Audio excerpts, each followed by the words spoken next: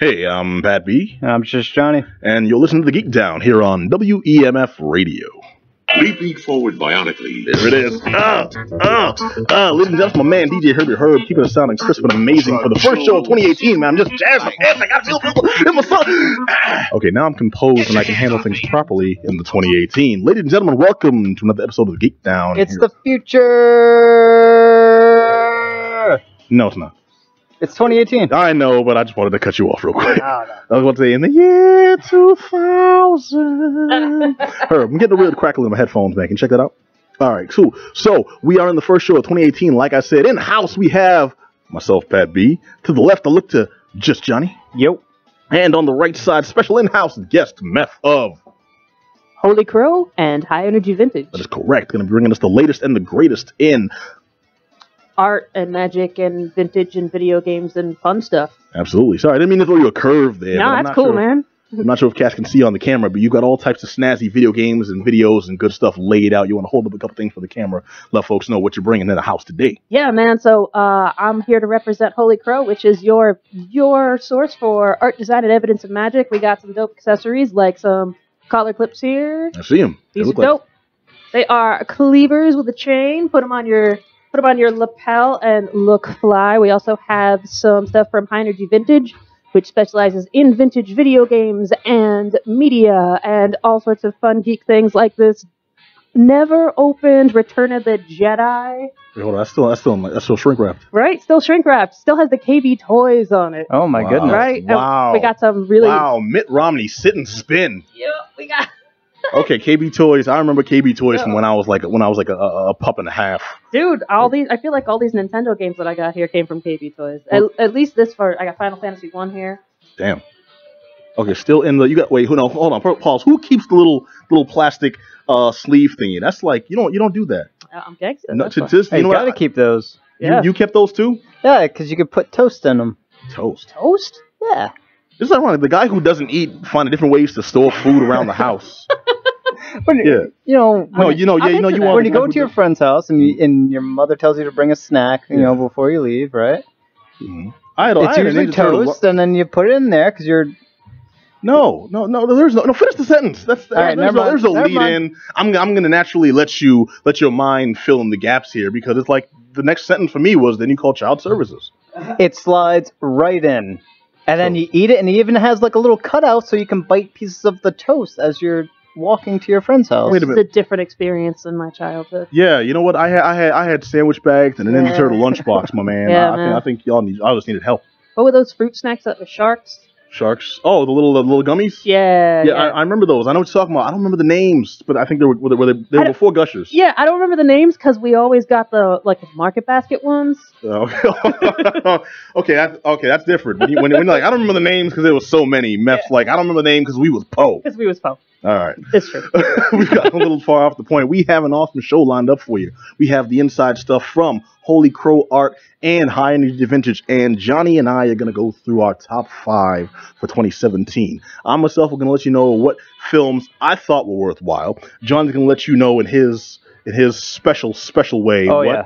Very special. The top 5 games for 2017. Indeed, and we all know there is no more scrutinous, more hard to please, just angry, crotchety. Everyone's gonna hate my list. I feel like it, man. It's like, okay, so Chess Simulator 2017. Chess Simulator for Advanced Expansion. If Goat Simulator's on there, then we're good. It's Goat Simulator, the Chess Edition. Chess Edition. I beat you to it. You beat me to it. Yes. Instead of a knight, right? Yeah. Right? It's a goat. Oh boy, this has gone so far, so bad, so quick. Was that bad? You are dismissed, sir. There we go. I did it. Wow. Starting off 2018, right? All right, dude. I'm going to start off with some of the reviews I got because we're also talking about Molly's Game, the latest from Jessica Chastain and Idris Elba, and kind of a sleeper under the radar movie that released at the very, very end, the tail end, the ass crack of 2017, and was actually pretty daggone good. And then, of course, there's, of all things to be released, like late outside of contention for the Oscars, and I can't imagine why, Jumanji, starring Kevin Hart and Dwayne "The Rock" Johnson. But believe it or not, there's actually a good amount to say about this. I'll jump into that one in a few. But first, I want to ask, does anyone in the house play poker? Yes, DJ Herb and I. And I guess no one else? We're alone in this? No? Okay, I mean, Herb. I know how to play poker. That's not the same. It's not my game of I've choice. played poker. I don't actively play poker. Yeah. Okay, all right. Well, I know Herb plays poker. I've seen him at the meetings. But we're talking about Molly's Game, based on a true story. Movie starring Jessica Chastain and Idris Elba. There's a couple more names here I really wanted to throw out too because I was pretty impressed with this cast. That no one really, the movie itself was kind of poorly advertised. Honestly, I didn't start seeing trailers for this until like a week before it came out, and I'm very surprised because a movie with Idris Elba you'd think would carry a lot more weight, a lot more. They'd want to push that as early as possible, as often as possible, because it was just damned interesting, man. I enjoyed the crap out of it, and I am ashamed of the studio for not pushing a movie like this harder because Molly's Game was really good. Cool. The movie's the story of actually I'll break it down God dang it, I shouldn't chew gum on the air. I do anyways. But no, it's just the proper breakdown is the true story of Molly Bloom, a beautiful young Olympic-class skier who ran the world's most exclusive high-stakes poker game for a decade before being arrested in the middle of the night by 17 agents wielding automatic weapons. And that's a really poorly laid out statement, but it's basically saying that's very true. Molly Bloom, the woman who the story is about, was an Olympic-class skier. And not just like solo, but from a family of Olympic-class skiers. So she had juice and was a legacy with drive and promise, and through a tragic accident. And the way it's laid out here, you really see the inside of what happened. And it was complete BS, the way her Olympic skiing career was ended, which is very unfortunate.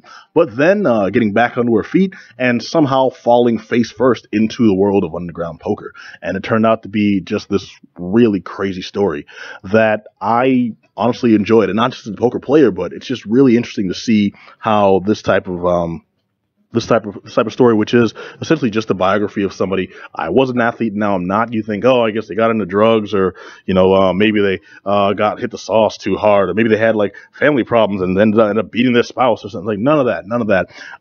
It actually proves to be circumstance after circumstance after circumstance, and just a ridiculous series of coincidences that was all true, and introduced her to some good people and far more like terrible people. And in a story where you can do everything right and still everything blows up in your face, that's a really interesting story that I want to check out, and that was Molly's Game. So I got to call out, first of all, the acting of Idris Elba, which everyone expects to be great and was great. The acting of Jessica Chastain, who I think if this movie was released at a different time, and I'm not sure why they chose to wait till late December in the year to release it, I can surmise as to maybe it was just up against a few other top contenders this year, but I still think I did it a disservice because I think she may have been up for an award for a performance in this. There's several scenes where she gives some real emotion coming through, and you believe it. And also, I love how she gets into the character and really represents that sense of this is somebody who's learned from a world of manipulation and is able to use those skills. And even when she's purely innocent, she can't turn it off. So it always seems like she's manipulating you here, manipulating you there, when no, she's just really trying to be truthful and emotionally expressive. But you're just like, yeah, but I saw you last scene. Come on now. Yeah. It's like, yeah, I see you crying, but I don't know. Yeah, you're able to fake that pretty well. It's like, I see you tapping your foot. I knew it. Basically, she got tells. Is what I'm getting at. I was damned impressed. I want to also poll the group here, because is anyone familiar with the work of Michael Cera? No. No? But Michael Cera. From Arrested Development? From Arrested Development, and from Twin Superbad. And that ridiculous cameo in Twin Peaks? Yes, that guy. Yeah, the guy with the nose and the hair, mostly the nose. Yep. The mumbling guy with the nose. Yep. And had a great performance in This Is the End. Yeah. Mm-hmm. Yeah, because anyone's seen that one. If a lot of people hate Michael Cera. A lot of people don't like Michael Cera because, and it's not that he's a bad actor. I actually really like his acting, and I think he gets the short end of the stick a lot of times because most of the roles that he's given, that he wins, is a more mumbly, kind of a repressed character. He's not really like in your face and that I think has detrimented his public image, because I like the guy. Scott Pilgrim versus the world was great. Scott Pilgrim being one of the few exceptions. Yeah, people really liked him in that, and I think it was a role that he was pretty much perfect for. Now, Scott Pilgrim aside, people don't like Michael Cera, and in this movie, he really plays up to that, and just an angry bastard of a role, and you hate him in this movie, which is great because he plays it perfectly. And apparently, from interviews and behind the scenes accounts of the research for this picture, Molly's Game, the guy that it was actually based on is one of the few people that was called out in Molly Bloom's testimony before the FBI, and I believe was named in the book, because only a few people were named in the book. A few celebrities: Ben Affleck, Tobey Maguire, a few other people. The guy is very loosely alluded to in this movie because he really was as bad as he's presented in the book. And real names aren't given. The only real name that Molly gives in the book is her own real name. In the movie that's given is her own real name as well, because she wrote the book. It's about her. You can't really say, I have a reasonable doubt. No, none of that. But I was hurt to hear that the actual actor that Michael Cera is supposedly based on is actually like that. But but Molly's isn't the only person with stories like that, including other actors and stuff. You know, I'm going to go ahead and say, why not? Tobey Maguire. Of all people, I believe it. I believe it too. I believe it too. But he's also like a card shark. I believe that. You believe it? I do believe it. Because there's something behind his eyes that's cold. You know, Spider-Man. But like he was okay. Have you ever seen the Cider House Rules? Yeah, I was just gonna say Cider House Rules. You tell me that young man, yes, that upright, regular citizen. Yes, there's like a sociopath streak in there. I see it, man. Wow. I don't know. There's an aura thing. I don't know. There's something about him that like I always got this like that guy could be a real piece of work. I'd let this guy walk my grandma across the street and to church on Sundays and stuff, man. Sure, but then you look and your grandma doesn't have any money in her wallet. Damn. He was smiling the whole time. Well, it's Nana's own fault for playing poker with the guy. She should have just said no. Yeah, that's called the Pee Wee Herman effect. The Pee Wee Herman effect? Yeah. well, you mean Paul Rubens, right? Pee Wee Herman was kind of a. I'm talking about Toby. That look that both of them have, right? This innocent sort of you could trust them, but all of a sudden they're stealing or doing stuff in the theater. Well, I get what you're saying. There's got to be a better name for that. I like Pee Wee Herman. Yeah, and Tobey Maguire has that like pumpkin pie haircut there with the. Plus, I got a little more respect for a total pervert than for like a total sociopath. I don't know. That's like. Wow! Whoa! Learning a lot about meth today. Yeah. Yeah. All right. Wait. What does that say? But what does that say when we're friends? Wink. Oh man. Oh. Well, it means you're not a sociopath. That's what it means. That's what it means. Thank you for churching it up a bit. A little of me was about to die on air today. Looking out, man. But that does not change the fact that Molly's Game is a very good movie. I'm really impressed with the level of detail that they showed too, because it's not a short movie. It's a long movie, and they take their time to present everything and then present properly. I really thought it was well done, and you don't notice the time passing by until you realize I've been in here for like 2 hours, and everything is played out from her stint in the Olympics and training for it, and her father just really just beating on her that second place is the first loser type stuff, It's played by that part is played by Kevin Costner, who we're not all crazy about Dancing with Wolves there, but he's not in this picture much, and he did a good job as just the overbearing father when he was on screen. What's wrong with Dancing with Wolves? I can see that. Man, really? Yeah. Dancing with Wolves sucks. It does suck. Dance with ridiculous story about these proud Native Americans being saved by the one white guy who managed to get lost in the frontier. Yeah, that part's stupid. But totally sucks. Yes, it is. Avatar did that better anyway. Oh, jeez. And then I don't want to lose my legs, so what's going on is I'm going to scalp a bunch of. And okay, not just the acting and the performance, the story itself.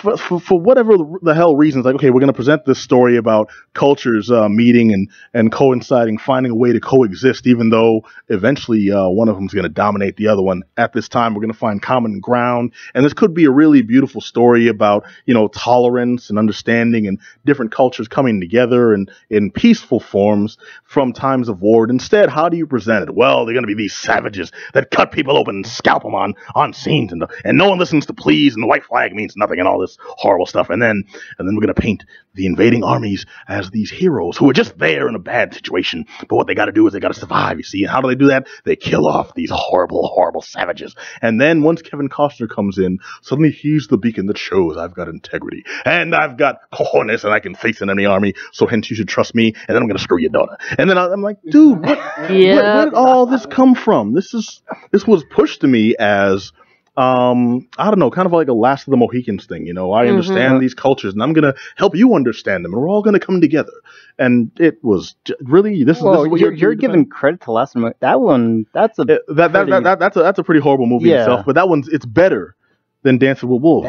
It's based on a decent, not great, but decent American novel. Yeah, look at it this way. If I can put it in perspective, okay, if Last of the Mohicans is Twilight, then Dances with Wolves is 50 Shades of Grey, the Twilight fan fiction that just went horribly awry. You see what I'm saying? Yep. Yeah. So neither one started off too high up there. Yeah, totally. Yeah. How do we on Molly's game? I actually I like that analogy made sense to me. I dig that. Yeah. Well, thank you. But we've gotten so far off the point of Molly's game here.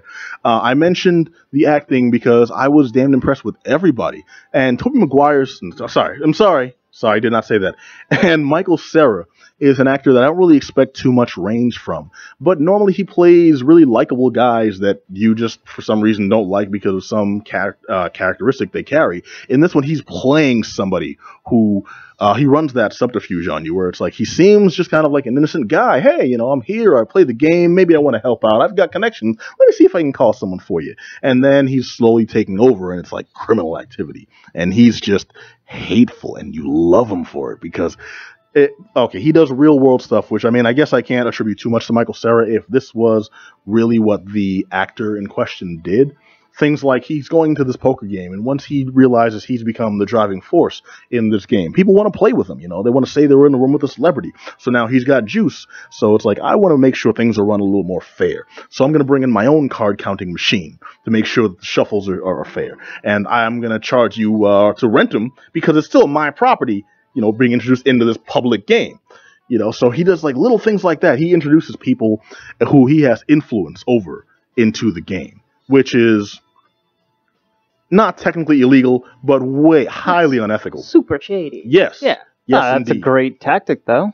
If you're having other players that are under your control, that increases your chances of. And also the tactics of a sociopath. Yes. I knew it. That Spider-Man is a menace. All right. Well, Johnny's showing his true colors here. Idris Elba plays her attorney in this. Great performance by Idris Elba. He's doing that that American accent, but far better than he did in not Pacific Rim. What was it? In Prometheus, because he had some weird country fantastic movie thing going on. Stop it right now. You desist. He does a decent American accent, especially when you hear how British he actually is. It was not. It really is. It was not jarring though, which I really liked, and I liked Idris Elba in this. He was a nice addition, and a couple of like random things are thrown in that you would never expect. You know, it turns out to be a heartwarming story, and Molly is, albeit somewhat someone who's persevered in a shady field, she shows integrity. She has her own code of ethics that she never violates, even when it would be opportunistic to her to do so. And the whole thing is presented with like care, and it's well paced. The acting was spot on. I'm a little upset that it didn't get more push beforehand, and it's, I think, already almost been all but forgotten about by now, and it's only been in theaters maybe 3 weeks, but the movie is called Molly's Game. It's still playing in your local theaters. It probably will be playing in indie theaters for a little while. Check it out. It stars Jessica Chastain, Idris Elba, and Kevin Costner, of course, Michael Cera, several other people. Dude, it was just... Is that Chris O'Dowd? Impressive. I'm sorry? Is that Chris O'Dowd from yes, IT Crowd? Yes, it is. Chris O'Dowd plays a very interesting role. I love Chris O'Dowd. He's kind of lovable in this one. Cool. You won't like him, but he's still kind of lovable. All right, so moving on. Oh, I got to stop. I'm sorry, Herb. I hit the mic. What's the thumbs on this? Oh, thumbs up. My bad. That is a definite thumbs up. There we go. All right, so now let's talk about Jumanji. Jumanji. Oh, we got Dwayne The Rock. We got Kevin Costner. We got Kevin Hart's son. Kevin Costner's in every movie now. And Jack Black's... oh, no, sorry. It's a daggone good remake... sequel, sorry. This is a sequel to the original Jumanji, starring Robin Williams way back in 1994, I believe it was. A sequel? Yes. This is an indirect sequel to what was back then just kind of a quirky vehicle to get Robin Williams and some animals, breaking down a house and some weird effects. Back in the mid-90s to now, a story that's it's got its own world that it built properly. When you incorporate everything from the original picture, starring as I mentioned, Robin Williams, starring B.B. Newworth, David Alan Grier. Yeah, that's right. Yeah, love that guy. and the very young, what's her name with the teeth? She got the funny looking boobs. Played Mary Jane in the first Spider-Man movie. Oh yeah. Kirsten Dunst. Kirsten Dunst. Yeah, I was like, Dunst, she yes. was in that movie. Right. She was in Jumanji? Yeah. Yeah, No very young kidding. Kirsten Dunst. She was child-sized. With the teeth. Yep. With the teeth. That's You got what. these- No, she is. She's like the teeth and the shoulders. What? Yeah, Yeah, it's yeah. just... She's like. If you ever seen Crazy Beautifuls, you got these... Yeah. They're like... yeah. Anyways, Gotcha. Jumanji starring Dwayne "The Rock" Johnson. I wonder if we can stop calling him The Rock now. Because it's been God knows how long. I think we can only stop calling him The Rock when he runs for president. I don't know. No. But then we I have to would call double him down President on that. The Rock. Mr. President The Rock. Yeah. Yes. The Rock for... Okay, let's see The Putin presidential stand up to that. elbow. Putin's walking around in his he's like shirtless on a horse. Well, have you seen our president with that tattoo? All right. Those Putin pictures of him with like on the horse and like shirtless with the rifle. Yeah. Those are freaking hilarious. They are, but you know what? I'd rather have that running my country. I'd rather have that running my country than the greatest president ever, with the greatest hairpiece ever in the world ever. My Trump impression has gone so far downhill. Dude, I thought you were being Mike Tyson. That's what that was. I thought that was Mike Tyson. I used to have a spot-on Trump impression. You know what happened? I did it when we hosted the Festival of Indie Games. Mm-hmm. They hated it. I've never been able to do it right ever since. You lost your mojo. I did, and you know what? I'm not sorry. I hate that guy so much. Man. I love go rusty. fair, man. I did a Trump impersonation, and y'all thought first Mike Tyson. That's beautiful. You did the high pitch voice? I mean, Yeah. No, it's ludicrous, man. You gotta say ludicrous, man. You're Mike Tyson. Okay, That's so closer. that's And Mike also, Tyson. Yeah. anytime we come to like the matters of politics, I would much rather have Mike Tyson running this country Shoot. than Donald Trump. Oh, It's a toss-up, man. So you say, okay, Kim Jong, I'm going to eat your children. Real. or at least part of them. Face the two of them. Real. Kim Jong is just there, like Just the ears. Tyson's belt buckle.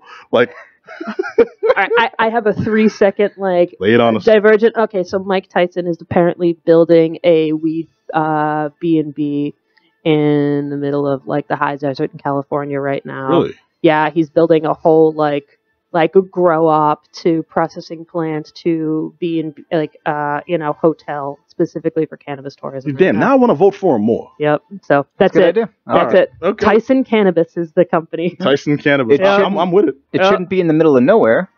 No, well, he's trying to draw. I mean, land is cheap in the middle of nowhere. You can do whatever you want, and he's trying to draw like people there, and he knows that he can also get cheap labor there because there's nothing there. Yeah. All right. Well, So, anyway. hopefully, I want this to be like full service. Then, like he's delivering weed in things that look like and vans that look like the Tyson Mysteries van. Oh, Yeah. the Tyson Mysteries, The man. Tyson. Oh, okay. Nice. Oh, hey, it's got to be a strain then called the Tyson Mystery. And the knockout or the punch out, I should say. Oh, there you go. Yeah, all of them should be named The after knockout. different. The knockout, the punch out, Yep. the super bite, Yep. The uppercut. Gotta get the super bite, the uppercut, the Balrog. Yep.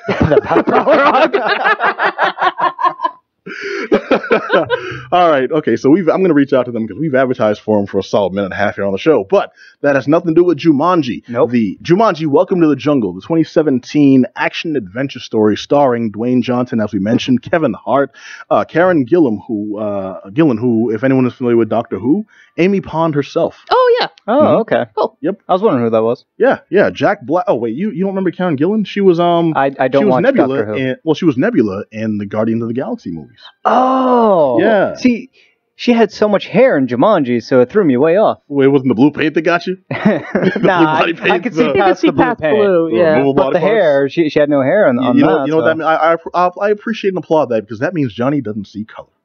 I see hair first. That's your own fetish. Yeah. Okay, so talking about Jumanji. 4 high school kids discover an old video game console and are drawn into the game's jungle setting, literally becoming the adult avatars they chose. What they discover is that you don't just play Jumanji, you must survive it. To beat the game and return to the real world, they'll have to go on the most dangerous adventure of their lives, discover what Alan Parrish left 20 years ago, and change the way they think about themselves. Or they'll be stuck in the game forever. Wait, Jumanji's a video game now? Yes, I love that. Jumanji has been updated to a video game now. Is it a Nintendo cartridge? It is very close. It is not a Nintendo cartridge. It is actually an Atari. I believe it was a 2800 cartridge with the wood. I could have brought one of those. It's okay. I didn't forewarn you. Yeah. I didn't forewarn you. But are there Atari 2800s at High Energy Vintage? 2600s, 2800s, ColecoVision, Activision, you name it, we got it. Man. Oh. Full coverage. Dang. Wait. Now I'm going to throw you a curveball. Is there a 5200? You know, I don't actually. I'll have to check. I asked Wiley would know. Second curveball, do you actually have any working controllers? Yes. Whoa. Well, the controller, I think, would be the main We thing actually that have people preserve. tons of Atari Them controllers. things break in like... We have tons of Atari controllers. You mean like the joystick Yep. one yeah, with the one tons of button? them. buttons. You could They're never just- use the damn buttons. Yeah, they are literally, everything that we have is tested. It has 30-day warranty, and we literally have them just hanging on the wall right now. All right. There Hey. you go. So, Well, you might have a copy of Jumanji somewhere amidst the... I might. I'll pop it in and No, do not. Holy Crow do presents not. Jumanji. That Speaking is- of that is a Tyson's bad Desert, idea. someone raided the desert that they buried all the Atari stuff at. You know what? This thing was found in the Goodwill, and I do like how it does not shy away from the end of the original Jumanji movie.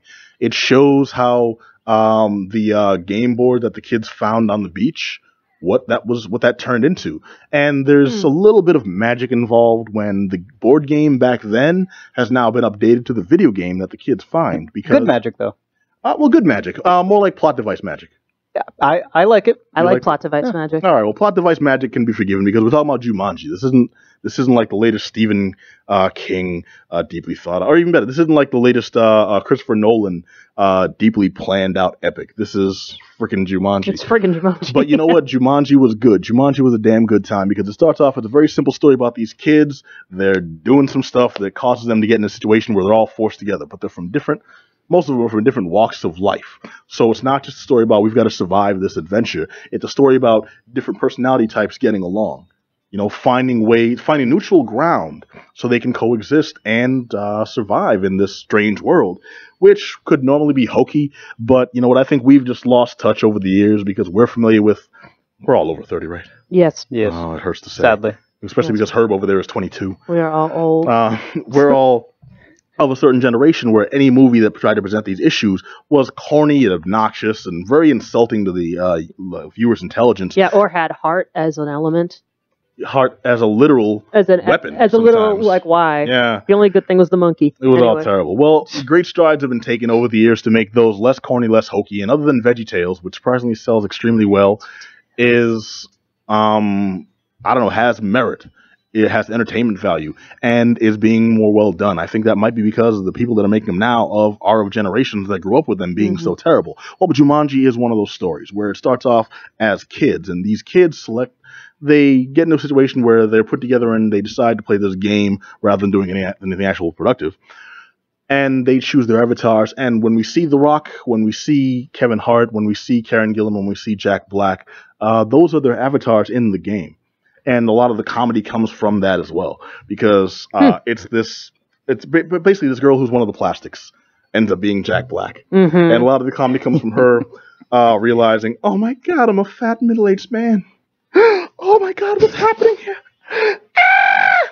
And that's a joke that no one will get unless you're watching the stream, which you should be watching on twitch.tv/thegeekdown. But I won't harp on that too long. I'll just say I had a great time watching this picture. I thought everyone gave a really great performance, which is surprising because Kevin Hart is a solid comedian. I haven't really thought that much of his acting. But in this role, I think it was just him playing the form of somebody who's essentially having an out-of-body experience and really having a hard time coping with it. Really worked to Kevin Hart's style of comedy and delivery. So someone who's normally very confident and sort of comfortable in their body, and because they're a sports player, so they're used to having a bigger physique, and then going into Kevin Hart's body, which is the opposite of big and muscular physique, or at least how they present it. Johnny, tell us how you really feel about Kevin Hart, there. No, this is how they present it. I know. I'm giving you a hard time, man. You are right though. Kevin Hart is he's a short man. He's notorious for being short, and that's actually a large part of his comedy routine. Surprisingly in good shape though, which is weird. Yeah, me and Kevin Hart have a lot in common. You and Kevin Hart? We're both very short. No, I'm sure Are Kevin both Hart like eats. Wolverine? We're both in good physique, yeah. but we're short. Yeah, we're like great Wolverine. package, great things in little packages. No, Yeah. Kevin Hart enjoys a sandwich every now and then. Johnny is on his like third fast of 2018, and it's only the 8th of the year already. All right, so Kevin Hart really puts across that this is abnormal for me because I'm in a weird place, I'm with weird people, and I'm not even in a body that I can be familiar with. That was really well done. The Rock story is about identifying the worth in oneself, which was good, a bit of motivation and positive reinforcement in this really goofy but still really entertaining picture. Great performance by Karen Gillan as well, who is somebody who just identifies it's okay to have self-esteem and understand that in the real world, you're different, but you can utilize skills that you have available to you. I will also call out, he's not on the list here, but Bobby Cannavale is a very ineffectual villain. I think I like the guy as an actor. I really do. Ever since he was on Will and Grace, he played Vince on Will and Grace. If anyone's ever watched that, they ended the show, the original run, with Will marrying Vince, a cop who's like kind of this, kind of butch, masculine demeanor, and he talked a little like Brad Garrett. I can't do a Brad Garrett impression. Believe it or not, with this voice, I can't do a Brad Garrett impression. You need a little more Queens in there. Maybe. I'm from Boston, son. Represent. Yeah. But no, the whole thing is, it's a masculine role, and you're supposed to buy him as like dark and angry in this movie, and instead, he's kind of like a cartoon villain. Essentially, he's a more adult version. He's a darker version of Dick Dastardly. Well, he's kind of playing up to the setting, right? They're in a video game, so he plays himself like a video game villain. No, which is kind of like a cartoon villain. Oh, okay. From that point of logic, I can see it, but I just didn't like his performance in this because he seemed ineffective. He was Van Pelt, the hunter, and in this more modern take, modern going from board games to Atari games, but in this updated take, he's not just a hunter; he's a warlord. Yep. And a warlord in the African jungles, you'd think, okay, this guy's like wearing like, pelts and teeth and stuff, and he's got automatic weapons, and he's just a scourge on the land. Nope, he's this random guy in a trench coat and an eye patch. Yeah. Or not an eye patch, he's got a weird eye thing, and a missing eye. And it's okay, I'm not gonna harp on that, because that's just one thing I didn't like as much as the rest. But the rest of this movie was so entertaining. There's a cameo by Colin Hanks, which is very touching. There's Nick Jonas comes out of nowhere in this, and he wasn't in the original advertising, so I was surprised by that. He didn't sing or anything, but he acts in a role that really ties the story together, and it was surprising because it wasn't in the commercials. You never expected it to like happen and just be poignant, and that threw a curve that I think had a positive effect. Besides that, the effects were just spectacular. I laughed my ass off at some of the comic effects, the more like dramatic, angry animals charging into. I felt real danger, and I'm looking for his name. I can't see his name. There's this New Zealander comedian who was on a bunch of episodes of At Midnight, and I can never remember his name for some reason, but he is the guide that introduced them to Jumanji, and I'll find it later. I'll put it up on the post information. It'll all be in text, but this is a thumbs up for me. It's not a perfect movie, but it's one of those ones that you're not going in to see an Oscar contender. You just want to go in and have a good time. And as a sequel especially, it's just above and beyond what you would expect for a quick crash grab from a previously existing title. And I'm refreshingly impressed with Jumanji. Yep, I agree with you. It's a thumbs up as well. Wait, you saw this movie? I saw the movie, yeah. Why didn't you say that? This whole time I'm going on, and you have no idea how tired people are hearing me talk. And you sat there like, I could jump in, but no, he's... You're doing a good job. You hear me? I'm hoarse. Yeah. Okay, I welcome the input, man, please. Everything you said was the same thing that I would say. It's... You watch this for the comedic elements of this movie, and it definitely lands a lot. There's a lot of good one-liners or a lot of good setup and delivery on the jokes, and there's some that are definitely laugh out loud funny. And, and you're gonna watch it for that. Everything else, the action, it's run-of-the-mill stuff, but for the comedy stuff, You're gonna get kind of like what was that other comedy jungle movie? Jungle movie?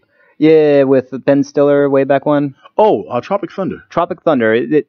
You're gonna get that kind of, not the same kind of comedy, but you're gonna get a good, funny in the jungle and The Mighty Jungle. The Mighty Jungle. Mighty Jungle. Are there lions? Yeah, but they're asleep. Okay. Tonight, right? Just tonight. Yeah. Yes. So yeah, thumbs up for me as well. All right, so 2 thumbs up on Jumanji, starring Bobby Cannavale, Dwayne The Rock Johnson, Kevin Hart, Jack Black, Karen Gillan, and Reese Darby. That's the guy's name. Reese Darby, very, very, very, very, very. He's got that accent. You can't miss him. He's got that mustache too. He was also in What We Do in the Shadows. Oh, Yes. yeah. Oh yeah, now you know who I'm talking about. Yeah. I just watched that movie like 2 weeks ago. Now I'm trying to remember which character on that movie. Oh, he was the head of the werewolves. Yeah. Oh, The werewolf leader. all right. That's which is why, surprising because it was a more serious role in a nowhere near serious movie. Like That movie was extraordinary. yes, more goofy, serious. goofy as hell. I love that movie. Well, he was the more buttoned down. Yeah. He was the less goofy of anyone in that cast, which is That's ironic the- because in life as a comic, he is the more goofy of any of them. Okay, we're before we get off on a tangent, I want to turn it over to Meth Hey, folks. here to represent High Energy Vintage and Holy Crow Art, and you've got some goodies to Hooray. share with the class. Yeah, so for the next 3, let's see, we're on our 2.5 week, so we got like a week and a half left. Holy Crow Art, your local art witches with magical jewelry and all sorts of fun accessories. We have a pop-up shop at High Energy Vintage, which is your local source for really amazing geek media. Okay. We got tons of it, as mentioned before, tons of vintage video games, VHS, records, an amazing Laserdisc collection. Yeah, now Laserdisc is the hardest one to find right there because those are big ass discs that I think maybe up until Blu-ray were still the highest Yep. quality format Yep. that was available. Yep, really high quality format. Even higher than being there in person. Yep, it's true. Wow, high. While high, I can attest. Having been to Batman in person while high. Oh, bro. We actually do have the Batman, like the 1989 Batman Seriously? Laserdisc. And, yeah. and you were high? And I Because was you had to be like 7. I was high on childhood. Okay. All right. You brought some goodies here. I did. I brought some Can I goodies. show some of these? Yeah, sure. All right, I'm going to pick up a couple of these and show them to the camera here. Continue, please. 'Cause these are some. Yep. So we got some pretty choice goods here. So we have a couple of Batman VHSs. So this is the Batman that were the film short reels from 1949. The original serials. They used to run these in theaters. Yep, they sure did. And as you can plainly see, they spared no expense on the costuming. The ears off. They're pretty goofy, but it's a really fun little piece to have, especially if you're a hardcore Batman fan or just really love, goofy black and white stuff like I do. All right. So we do have those for $6 each. That is Metal Gear 1. The original cartridge. This joint, and also I want to point out to anyone who's played one of these suckers, had an NES back in the day. Johnny, what do you hear? I don't hear anything at all. Exactly. None of that. Yeah. Like the cartridge the card would get loose and the Mhm. screws would rattle in these, and that's how you knew they were done. Yep. Now, That was the kiss of death. we have some pretty solid stuff at like I said, everything that we have there has been tested, has 30-day guarantee. We do the Metal Gear, that one we're doing for $10. We also have, this is probably the piece de resistance Yeah, that we I'm have. upset at you for having this one. This is BS, and not on some jive sucker JVC So this is mess. But if you can zoom in on this, or not zoom in. So But this is actually this comes from the Holy. if you give one of these too, give one of these Yeah. if you can to do that so you can see the glint off the light. That means this biznatch is still shrink wrapped. How Still the hell? shrink wrap. I'm upset that's still that's shrink wrapped because I kind of want a jacket from you. So this is from the Holy Crow collection. So in addition to having jewelry and art and accessories, we also brought in our own collection of vintage clothing, vintage video games, vintage. We're going to bring in some records. We have a bunch of our own stuff because we're also giant geeks and giant collectors. And this is Final Fantasy Tactics Advanced for the Game Boy Advance. Came out 2003. Never opened. This is factory sealed. Nice. It's pretty dope. All right. Doing a special radio price on this. We do a 95. It goes for about 110 on the eBay right now. So All right. Wait. So you telling me to like resell? Don't do that. Oh, you want to take this for your cherished childhood memories? Yo, dude, it has a price tag on it. I got rent to pay, man. All right, well. Plus, I have it already. I have the I have a couple. Okay. Anything that I have here, I have. Like I have doubles of Metal Gear, and I have Final Fantasy 1 with the sleeve that you can keep your toast in. Word? Oh no, not with the toast again. No, stop that. This Wait, so if you had like 4 or 5 of these, you could have hooked the brother up like years ago. What's going on? Yeah, Haters. I thought we were friends. All right, you know what? No, Johnny's my friend now. Oh. Johnny's my friend who will slide any free NES Now? games he has. Now? I mean, Johnny, he's always my friend. Right? Well, okay. To be fair, I'm gonna step you up like one in the hierarchy now. All right. All right. There you go. All right. Also, let's talk about that piece you have there at the end. Which one? Because which one? This one. Which this one? Return of the Jedi puzzle that still has the KB Toys sticker on it. I'm not jazzed about puzzles, but that's original and proper. Dude, it's from Craftmaster. That is awesome. I don't even know what that is. I don't either. It has an upside down rainbow on it and everything. Upside down. Yeah, we got some cool stuff, and we also have Holy Crow. You know, we do our things. There's going to be some rattling if you don't mind. Well, talk to us about Holy Crow because she couldn't be here tonight. I'm going to talk to you all about Holy Crow. So Holy Crow is Eowyn Evans, who is a local artist, witch, and an all-around amazing human, and probably my favorite person of all time. I am totally unbiased, and she does some really awesome design work, like My Pet Baphomet. That's right. This is My Pet Monster is Baphomet. We do these. These just $5. Got Punky Power enamel pins. Oh, bullshit. Yo. What? Yup. Oh, dude, Johnny, read this. Actually, hold on. Wait, Johnny, cool. you're younger than us, though. Do you know Punky Power? Is that Punky Brewster? Yeah. Yes, it is. Okay. Punky Brewster was my idol when I was like 6 years old. Yeah. All right, so check this out, y'all. Check it out. There's an enamel pin that says Punky Power on it. That's pretty cool. Yeah, that one's dope. We do that one for 10. We also have a couple of more of our fan geeky things. Yeah, we got this is smelted. This isn't just like that's diesel. Someone cut out some cardboard. Yeah, no, that's diesel. That's there's metal there. I'm gonna dig this. Yo. All right. A little knock with your teeth too. No, you leave my teeth out of this. All right. I got wisdom teeth coming in. Yeah. Worst. Sorry, 35 man. years old. I got a wisdom tooth coming in. How about that? I don't even think I got them. Wisdom teeth? Yeah. No, they let me keep mine because all my teeth were coming in straight and proper because I've got good genes. And they're like, you'll be fine. I'm like, great. I don't have to have that horrible surgery everyone's talking about with like holes ripped out of their jaw and like gauze for days. I'm like, ooh, lucky me. 35 years old and you know, why am God with the? I'm like, couldn't I have gone through this when I was 2? But no, I couldn't. No, maybe adult teeth when I was 2. Let's retract that statement. I just got a terrifying image, and I kind of love it. Don't put that on me. I'm gonna wake up and I'm gonna have bad dreams tonight. That's cool. I'm gonna sell a couple more things. You're gonna sell some. I'm gonna sell some more things. Sell some adult teeth. Yeah, I'm gonna sell some more adult teeth. I'm gonna sell some of our more geeky things. As if you are a regular Geek Down listener and you know of us, you know that we are Buffy dudes. Yep. So we have our Buffy pack here. This is our 3 Buffy themed buttons.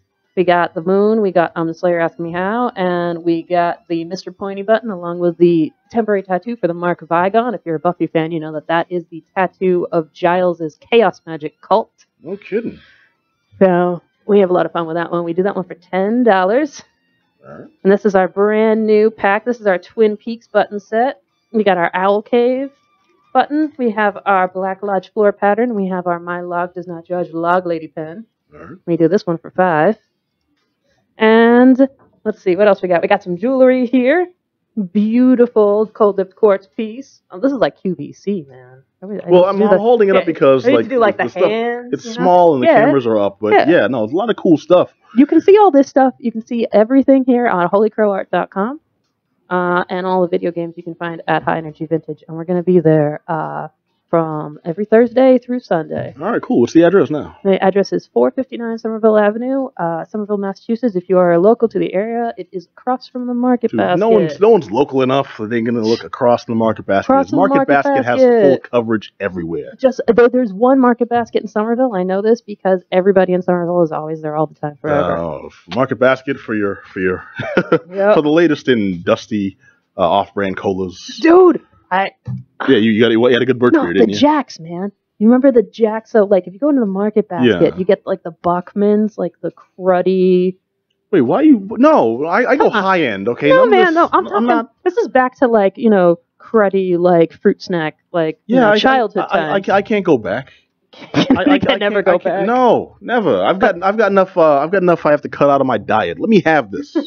All right, I'm allergic to gluten. Yeah. I'm allergic to oats. I'm allergic to peanuts. I mean, let me have something. I can't do peanuts anymore either. Anymore? I used to be able to. No, I can't do any nuts or legumes. Well, I'm sorry. Yeah. I could do soy. That's it. Soy. Yeah, soy is the rough one. If anyone's allergic to soy. Yeah, soy's tough. Yeah, I'm sorry. The Geek Down feels for you. We'll start a GoFundMe for people allergic to soy. Totally. And you guys, let me know. I can come over and cook for you. So. Oh, well, hell yeah, I'll take you up on that. All right. So it's High Energy Vintage right here not right here, but in Somerville, Massachusetts at 429. I think it's 459. 459? 459 or 429. Okay, let's get the actual address correct. But also holycrowart.com. Yep, and you can also, the best way to follow both of us is on Instagram. High Energy Vintage's Instagram is just at High Energy Vintage, and Holy Crow's is at holy.crow. We also have Facebook presences for both High Energy Vintage and Holy Crow. And we're going to be cross-promoting a bunch of really super fun stuff the entire time. We've been putting together fun, like Holy Crow and High Energy Vintage posts. So, like, the other day, we did a whole Cold War theme one where we have, like, so we have a glass sculpture of the Challenger. Okay, Hey, what did I got? I have a glass sculpture of the Challenger. What prompts that as, like, a project where it's like, you know what? Day one, I think the Challenger needs to be represented. Dude, I don't know, but we have it. We're selling it for $25.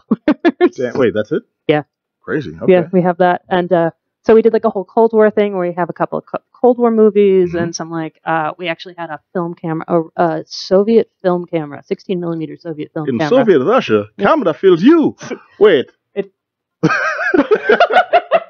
All right, so it's 429 Somerville Ave, right here in Somerville Ave, right here in Somerville, Massachusetts. If you're local, check it out. If not, you can check out highenergyvintage.com, and also be on the lookout for Holy Crow Art, and you can check them out at holycrowart.com. Holycrowart.com, High Energy Vintage at Instagram, holy.crow at Instagram. Find us all on Facebook. Give us a holler Thursday through Sunday.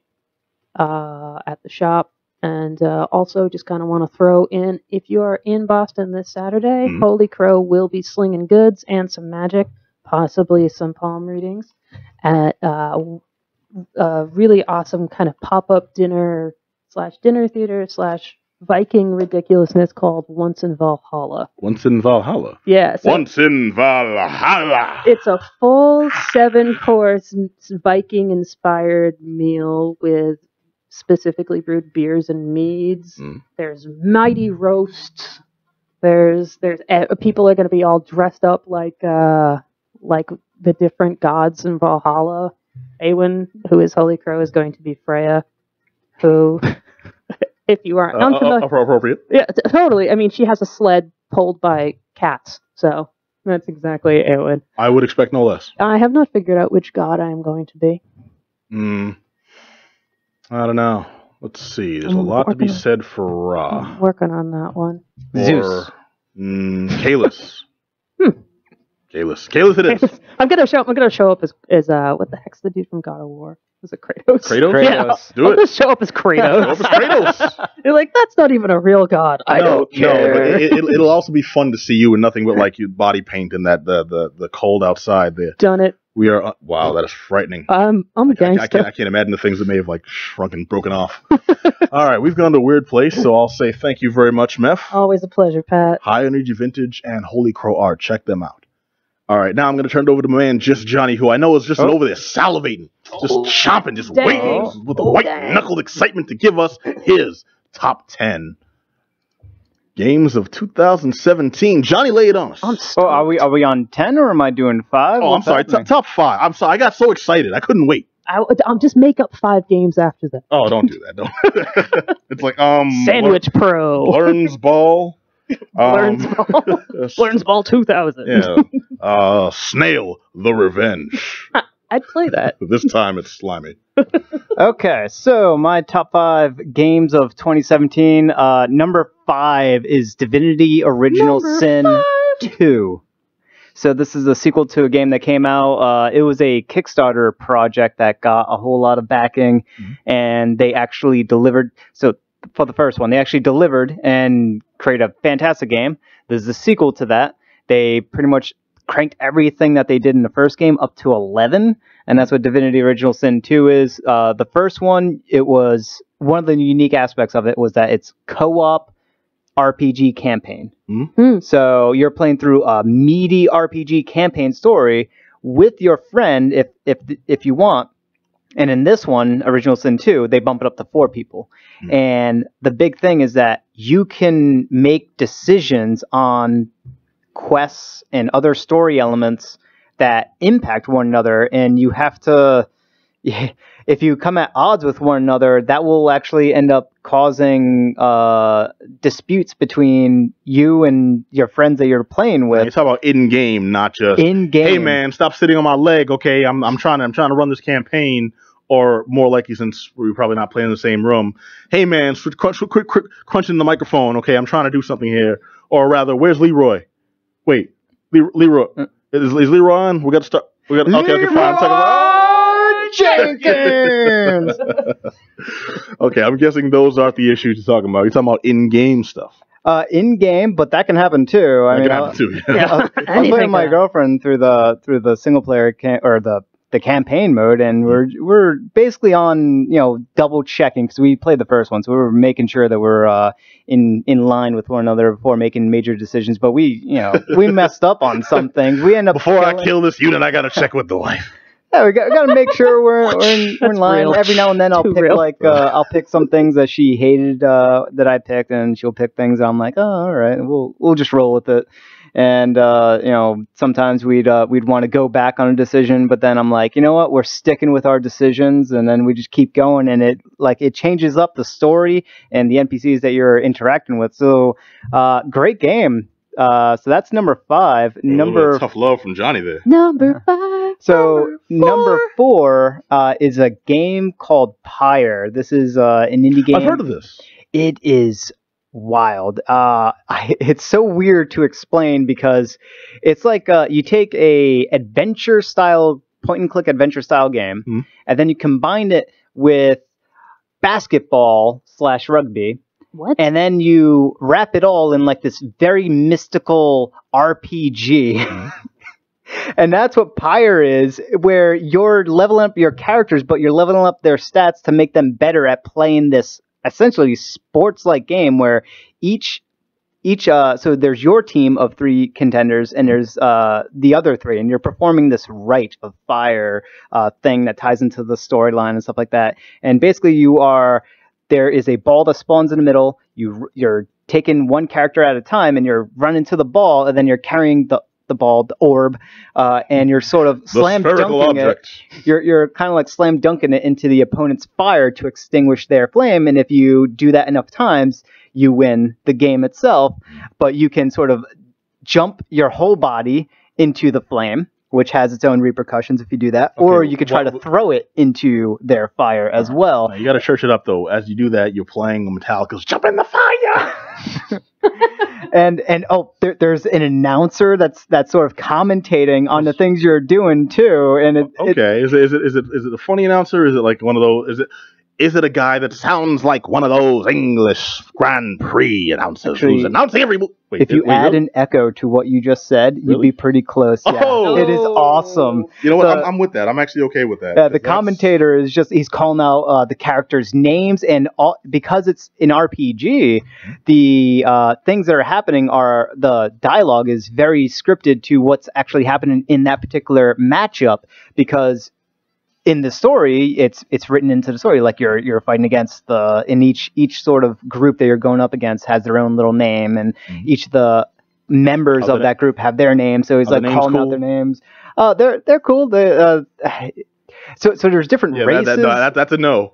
Like, yeah, they're cool. Sure, yeah. They are cool. It's kind of hard to remember. I only ask because when the games are when I play games that aren't like that are based off of made up sports or made up variations of real sports, like damn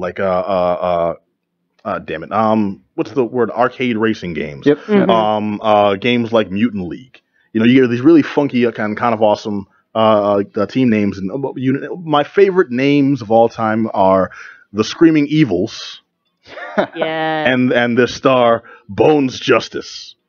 You know, like those are badass names. That's all. Bones that's all. Justice is a real good name. Yeah, Bones Justice. That is my a favorite. real good name. Yeah, that is so that's like a goth cowboy name. You walk in, you're like, Bones Justice is in town. Oh, you can't mess with Bones Justice. You cannot mess with Bones Justice. Bones Justice. That's great. Bones Justice cannot validate your parking. All right, sorry, John. That's why I asked. I didn't mean to cut you off.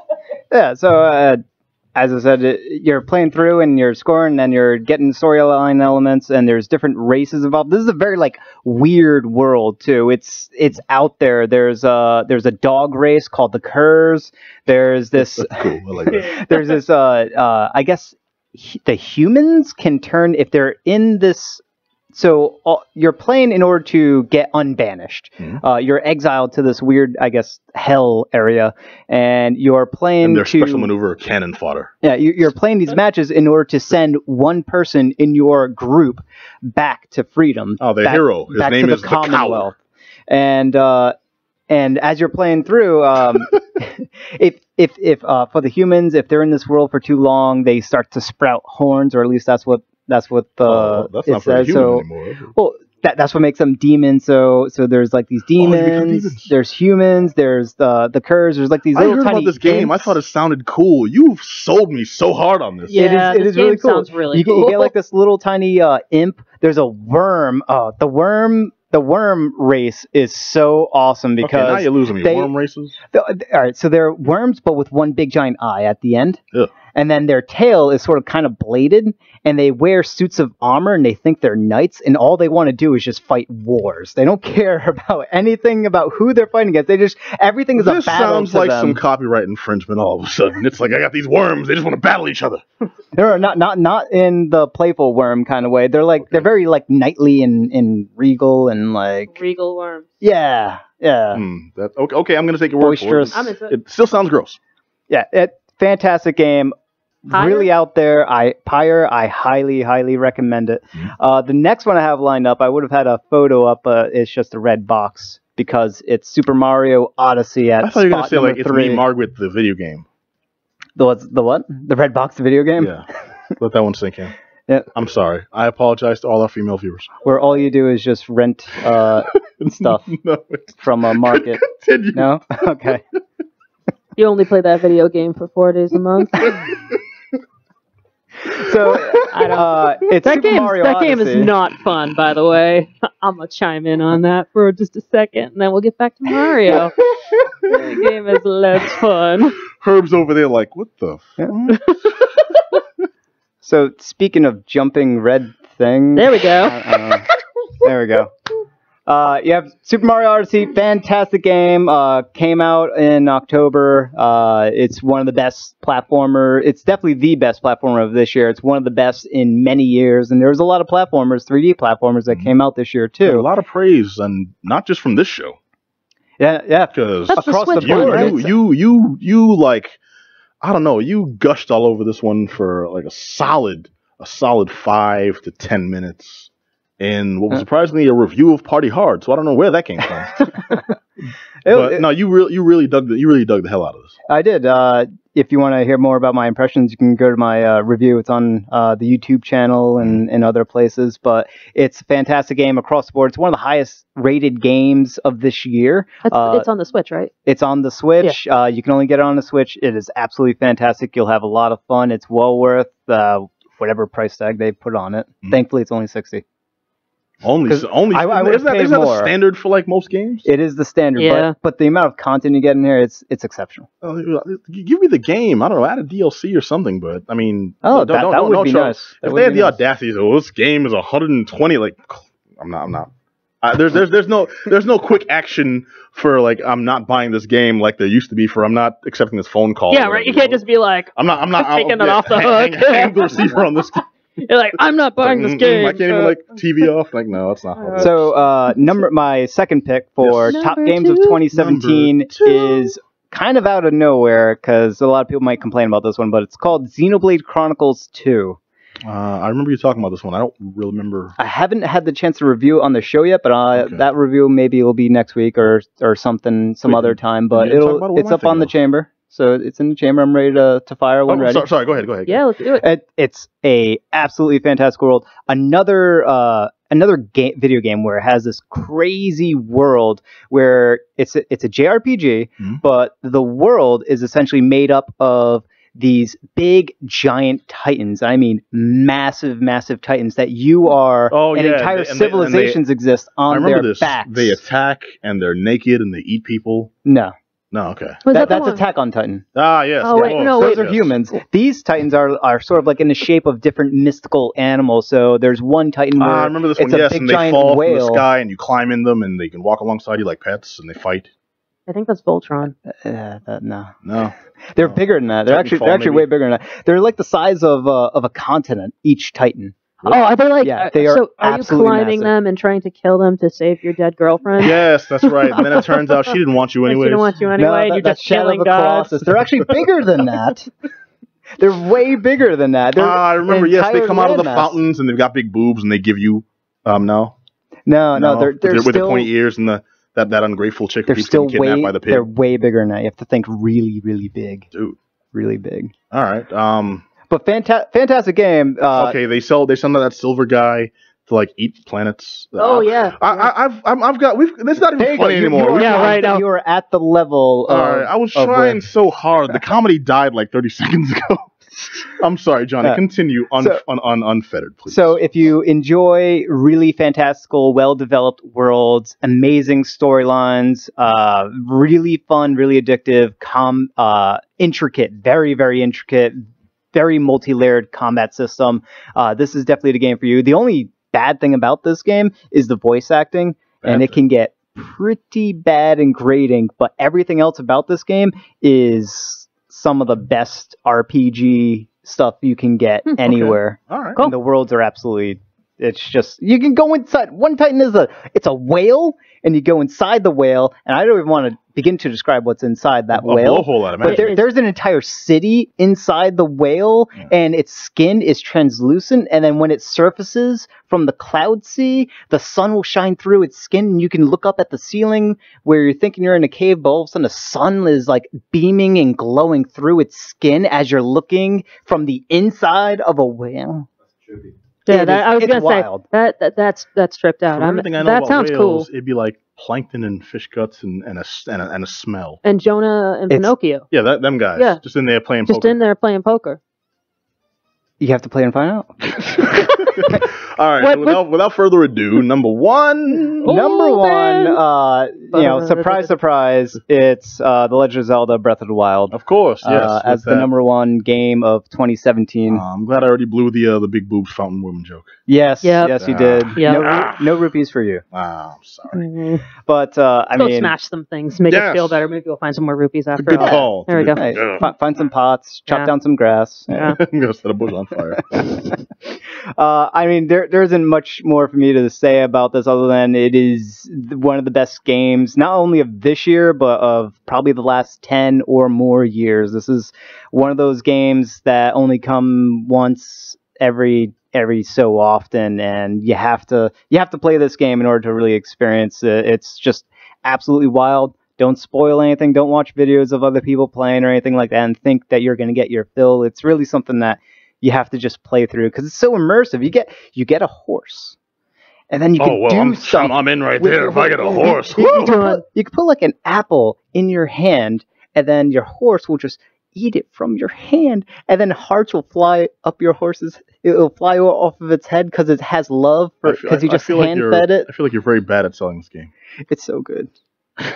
Well, if you could get a boomerang. Feed horses. You can get a boomerang, yes. And then you hit a button to throw it, and then it comes back to you, but you won't automatically catch it unless you hit another button to catch it. So it will hit you in the face.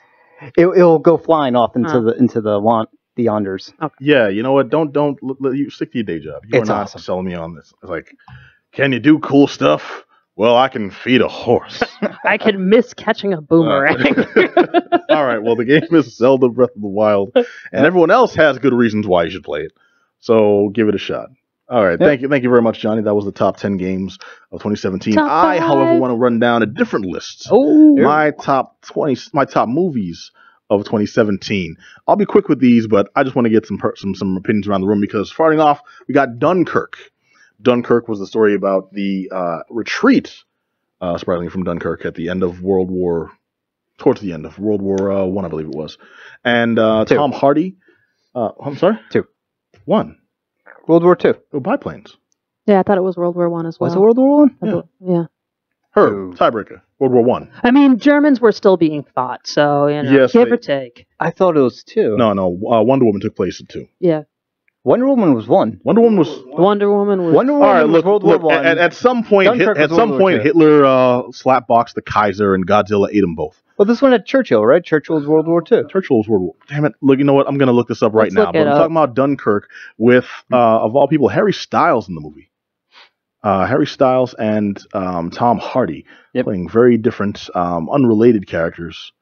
But still, directed by Christopher Nolan. Yep. This was his big movie that he really like, his pet project. He really wanted to have the story presented to the people because he felt very close to it. And I was like, okay, you know what? Pet projects are usually kind of iffy. You're gonna get really deep into yourself, and you may even borecast a little.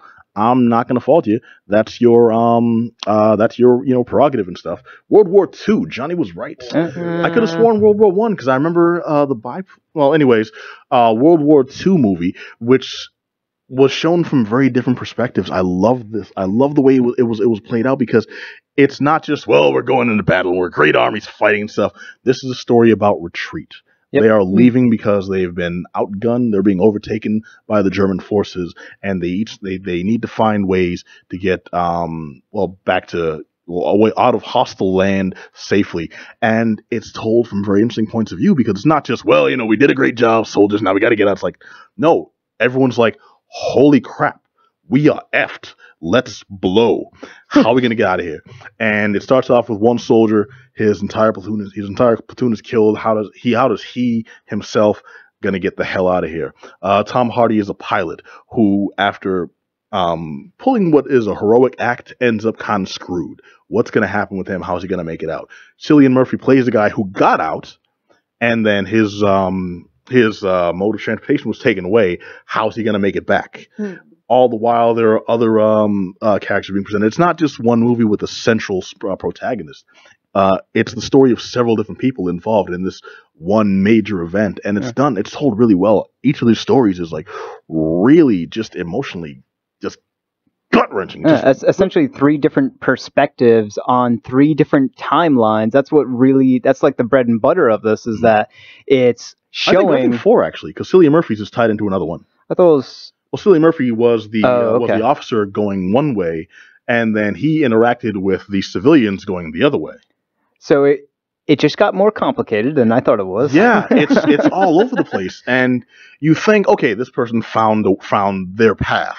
Something like it's just it got me to that degree where I'm just like, I went in thinking, it's going to be another boring war movie. Maybe a lot of people like it. I guess it'll just be really well acted and stuff. And I'm just like, no, this is oh, damn, they're hoes. This guy's hoes too. Them over there, screw them. That right there, that fool's dead. And the whole thing was just, it's one that really keeps you on your toes, and you think this is going to be the most boring, like old school war movie, and everything invests you in all the characters, and they keep introducing new people and new elements, and great performance work from everybody, including one dude who's not even a singer, one dude who's like who's known right now as one of the best actors out there, and he hardly says like 3 lines, but everything came across so damn well. Dunkirk has to be seen. Also, next up on the list, and this one's just for you, my friend, Logan, the story of old decrepit Wolverine, and a broken down, crotchety Wolverine, old given up on life Wolverine. And I mentioned that because a very senile Professor X. Professor X, yeah. And I knew you'd care specifically about this one because you've modeled your style after Logan in this movie. I got my mutton chops. This man, extra furry these days. Hey, Logan is very short. That as he well. Represents. Yes. As well, yes. So if anyone's happy to see him being played by 6'9" Hugh Jackman. Is he 6'9"? No. Hugh Jackman's what, 6'1"? He's not that tall. He should be like he's 5 far foot taller 2 than he or should something like be. that, Yeah, right? he's Isn't taller Wolverine than like he should. 5'2"? Wolverine's 5'4". 5'4", right? Yep. That's my height, That's my height, exactly. yeah. So Yeah. I'm almost positive. All right, then, I am the Wolverine. Yeah. Then hating Hugh Jackman because he beat him out on that audition. All right, no, it's the story though of Wolverine, which you finally get to see Wolverine being an actual character. He's not the Wolverine, the creature. He's not the wild animal, the beast that was found by Professor X and had to be tamed. And he's not this old guy perving on the young ass Jean Grey. Yeah, like he was. or young ass everybody. Yeah, Hugh Jackman is 6'2". Okay. All right, 6'2", playing 5'2". Deal with that. But his performance as Logan was gripping. It was powerful. He plays a man you honestly believe has not given up on life purely by obligation. He wants to. He's tired. He can't because he's sworn to protect his friend and his life. The life of another of his allies is pretty much in his hand all the time. So he's got to do things like get the crappy job to make a little more than minimum wage to keep them alive and on the run and supporting them. And the whole thing is beautifully presented in a more often than not depressing story than the action story I think we expected. It's the story of Old Man Logan, but an alternate take on it. And the Old Man Logan story from the comics we know of involves a lot of Marvel characters from Wolverine's lifetime, showing up. The Hulk.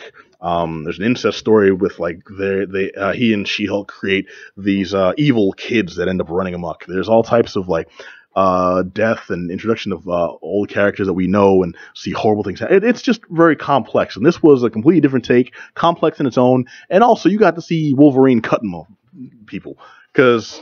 The main complaint throughout the previous X-Men movies and the previous Wolverine starring, centric movies were that he's not killing folks. Wolverine's known as one of the most violent, bloody.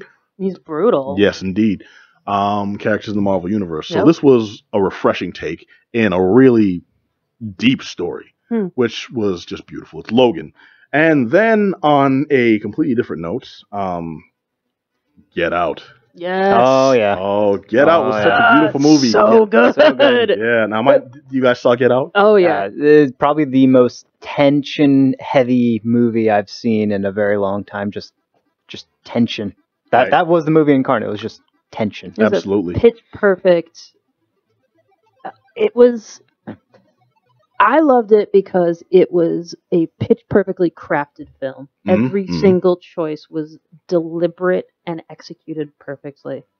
Every single thing was so spot on. The acting was spot on. All the camera angles were spot on. The music, music everything. was well done too. The soundtrack in this was very well chosen. Yep. And I love the composer's choice of in the beginning of the movie, the overture of the film. Oh yeah, what was it? Childish Gambino's. Were they using the Swahili instead of build the tension? Because so many movies it's a trope. They use people singing in Latin or Italian or something, choral languages, to build tension. It's we don't know what they're saying, but it's in a language we don't understand, and it's ancient and it's ominous. And they used Swahili, and I just thought that was This was choice, man, and choice. very surprising because it's the first film production by Jordan Peele. Yep. Who we've known up until this point as a comedian. And everyone was really worried about whether or not he could pull off this kind of story. It's anything but comedy, and it was actually a really good movie. It's a suspense and borderline horror movie with comedic elements. Yep. And I think it was done a great disservice because the awards were touting it as a comedy. Yep, definitely wasn't. It did have the comedy that was in it was fantastic. The comedy that was in it but it was clever comedy. It wasn't a comedy though. Yeah. Genre wise, it was nowhere even close to being comedy. These were lighter moments in a dark, suspenseful movie. Yeah. And as a veteran of several interracial relationships, it really it was true. I've been there on the other side. And right there. Right up. And I was watching it. I was like, oh my god. I'm so it's sorry. Oh man, the flashbacks. Oh god, why? Please stop, family. Stop talking. That's why she was having me drink that tea. No, it's a great picture that was very. No one expected anything from this. Like I said, comedian, as the writer-producer. Actors that you don't really see that often. I recall the father I had seen once before. It's Bradley Whitford. Yeah. And Catherine Keener. Yes, and Bradley Whitford I've only seen in... Did you ever watch The Mentalist? Yep, he was also in The West Wing, and... Yeah, nobody watches those. Yeah, but everybody saw freaking... what the heck's that Adam Sandler movie? Not Adam Happy Sandler Gilmore, movie? the other one. Billy Madison? Yes, he's the bad guy in Billy Madison. He's Eric. Wait, wasn't that... Nah. No, that was Shooter McGavin. Yeah, okay. Yeah, that's Happy Gilmore. That's Happy Gilmore, yeah. No. I'm sorry, that's blasphemous mixing those two up. I did, I don't know. And the main guy, I'm going to look him up because he was an actor I didn't recognize, but I didn't realize I'd seen his face before. He's British, right? He is British, yes. Yeah. I had seen him in an episode of Doctor Who. Well. One of my favorite episodes because it's one of the bottle episodes where it's just David Tennant. It's just the 10th Doctor off on his own. You know, he's between companions, and they had the single serving companions. And this was one of my favorites. Very simple cast, and the Doctor out in the middle of a desert. Oh, you're right. Yep, they're on a bus that gets stranded, Yup. literally 10 feet from salvation. Yup. But they cannot move that 10 feet. Yup. And the whole thing takes place with them stranded on a bus and then in this desert nowhere. And it's awesome. Yeah. And there's a young, chubby black kid in there. Chubby black kid. And he grew up to be. He grew up to be the star of one of the biggest movies of 2017. Oh, it was so good. It was just a damn... his name is Daniel Kaluuya. And he played Chris. And it was just a great performance, especially when there's a scene in the movie where he's in a chair and he's immobilized. He can't move. And you just see like the tears well up in his face. And I'm just like, that is fantastic acting. Yep. And obviously he lost a lot of weight as well. Because he was just this pudgy kid from this episode of Doctor Who, but it was beautiful. Next up on my list is one, I hope you guys go with me on this one. Stephen King's It. Oh, yeah. I dug it. Yep. I super dug it. Yeah. Yeah, Oh, yeah. I did. Okay, I'm glad I'm not alone in this because Yeah. Herb was hating. Nah, I loved it. This was the 2017 remake of the first part of Stephen King's two-part miniseries from 92, I want to say. 90. 1990? 90 or 91, yeah, because it takes place in like... 27 years ago. Yeah. 27 years ago from Yeah. 2017. Okay, yeah, so 1990 or 91. Good call. From way back when. Yep. From way back in the days, back when I remember when Pepperidge Farm used to sell it. No. It was just a great update of this classic story and presented well. They took out a lot of the cornier elements and a lot of the more suspect elements that really wouldn't have let them put this on the big screen. The kid orgy scene. Yep. Just a lot of ridiculous elements from this original story, from the original book that were taken out, but still this version was more true to the book than the original 1991 version. I think that may have just been a sign of the times, but it was really well presented and a lot of great acting by kids, which is something you're seeing more and more. So it's not as much of a rarity as it used to be, but it's still damn impressive because these are young actors who are giving good performances. Oh, is it Finn Wolfhard? Is that his name? He played Richie, but he was also the dude from the kid from Stranger Things. Oh, I He's got like the ridiculous Viking name. I know who you're talking about. Little Mikey from Stranger Things. Yeah.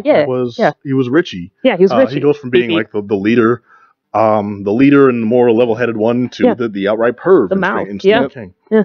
But Stephen King's It, great performance, great use of effects. We raved about it when we did our review, and there was a lot of mixed feelings because a lot of people are really tied to the original miniseries. Like that was the right way to do it. That was the proper way. Like that's a 30-year-old movie. No one's seeing that now. And this was kind of corny. Very kind of. Meth being very nice. Hey man, Out of necessity. I like corny. Out of necessity. Yeah. But it was a very good adaptation, in my opinion. I loved the crap out of this movie. The acting was great. The effects were ridiculous. Very stylistic, but the effects did bother me a little bit. Not that it was bad; it was just unnecessary. I felt in some elements of it. But it was you were nitpicking stuff like, well, when I watch this and I slow down the frames, I can see a quick jump cut here, and I'm like, what are you? My only complaint is that in the miniseries, the 90s miniseries, and actually in the book too, there's a lot of not seeing, which adds to the terror because there's the book very, very much draws from Stephen King's like Lovecraftian style of horror. It's very much like the thing underneath that devours you and you never see it, and it takes you in, and it plays on fear. And there's a little too much showing That was my only complaint. There was a little too much. It like instead of grabbing what the heck's his name? Well, Georgie. Instead of just grabbing Georgie and having the blood show and having him disappear, you see like the first thing you see is the instant transformation from the clown to the monster. Yeah. And that was a little bit of a bummer because I wanted a tiny bit more of a build up for it. I disagree with you there. I thought that part was awesome. So many people dug it. And I thought that part was awesome because it showed it's a movie that's not afraid to show little kids in peril. Yep. And to show children being harmed. I'm not a fan of that. I'm not a proponent of that in any way. Show kids hurt. Show kids. But I'm just emphasizing that this is a movie where you think, I guess that kid's they're gonna go off screen and stuff. And it's like, it shows that it's not afraid to be extremely brutal. Yeah. And these kids are in real terror when you see them actually being hurt on camera.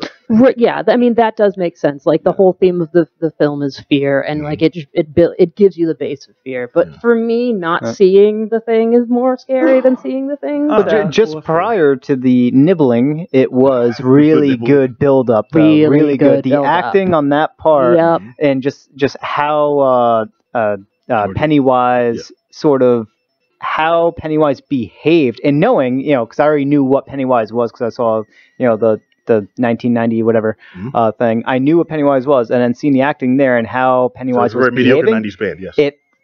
It fit in knowing what it was, and just it was fantastic acting right there. In that 20-second, 30-second segment. I thought they really just cut the kid's arm off. Just okay, action, whack, go. Good job, Billy. Have some ice cream. I have sausages. His mom was like, but you signed a contract, lady. All right, Stephen King's It I thought was phenomenal, and there were a couple of things I wanted to throw on here that I didn't because some of them are obvious, some of them are great. There's pictures with Meryl Streep. There's pictures by Guillermo del Toro. All these things could have been easy contenders, but my number one is something that no one saw, or at least no one expected anything from, and few saw, and was just such a surprise that I had to put it on the list, and I'm not afraid to put it at number one because if you see it, you'll understand why. You have no idea. I have no idea. I'm excited. Happy Death Day. Oh. Happy Death Day was a movie that seemed a lot like, it's going to be a schlock horror film. So I guess they're releasing this thing for a crash gab around Halloween. It's going to be this kind of nothing fourth or fifth generation attempt at ripping off Scream. And instead it turned out to be a really cleverly written, freaking hilarious, and ultimately very satisfying pseudo-slasher movie. And I say pseudo-slasher because it has all the elements of a slasher movie, and you expect people are just going to die left and right and stuff. And it actually turned out to be a very entertaining story about one girl coming to grips with the fact that she's a horrible person. That being a serial killer driving her to that realization, and then her eventually taking steps to correct that about herself, all in a Groundhog Day-like scenario. And throughout the movie, really? Absolutely. All right, that sells it for me. And they acknowledge in the picture that this is a lot like Groundhog Day, isn't it? And then that's my favorite scene. That's a spoiler, but it's been months. They're like, this is just like that movie Groundhog Day. Could that be? And she's like, what? What's that? And I'm like, you've never seen one of the most famous Bill Murray movies ever. He's like, but I don't watch movies. What's for nerds? And you're like, I get it. I guess there is a horrible classification of person that may not have seen that movie, and you are one of them. Nice. But the whole thing, eventually they explain why she's going through reliving every day, and it's really interesting the way they work that in. And then also there's the killing. Freaking entertaining. Hooray! Left and right. Brutal. And what I love about this is, unlike Groundhog Day, they work this in as a story element. She retains damage throughout the days.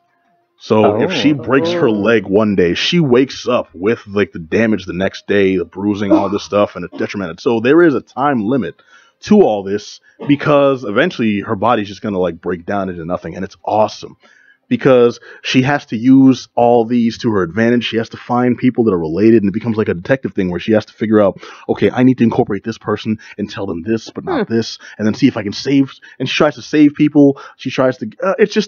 It becomes kind of a chess game, which you didn't expect because, again, the movie's called Happy Death Day. It's true. You don't really expect much out of that. Absolutely not. And I walked in okay, let me watch this bullshit so I can do the review. And I walked out yo. So it was just such a damn good time, and I highly recommend it. And the thing is, nobody saw it before we did the review.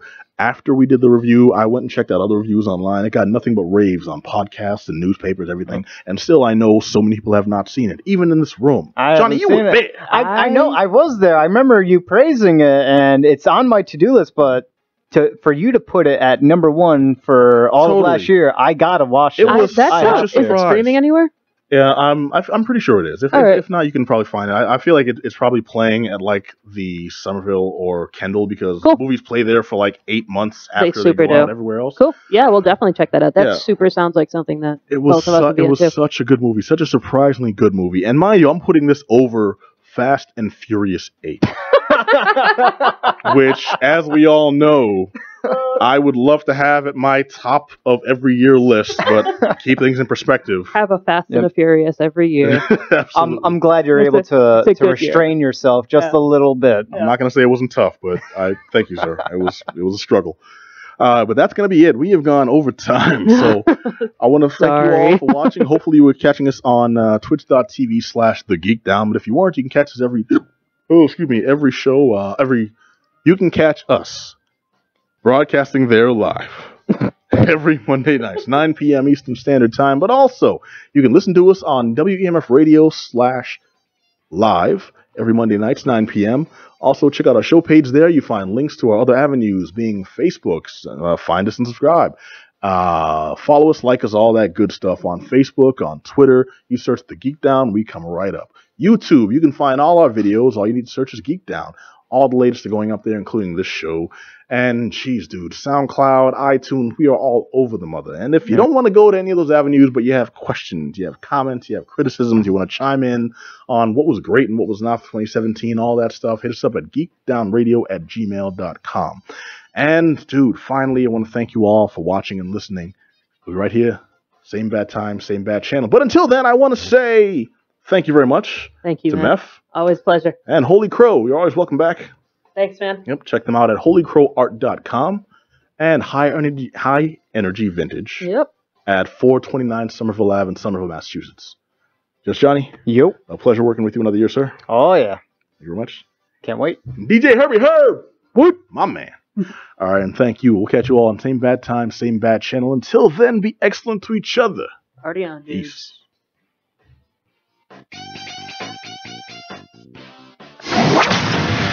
WEMF.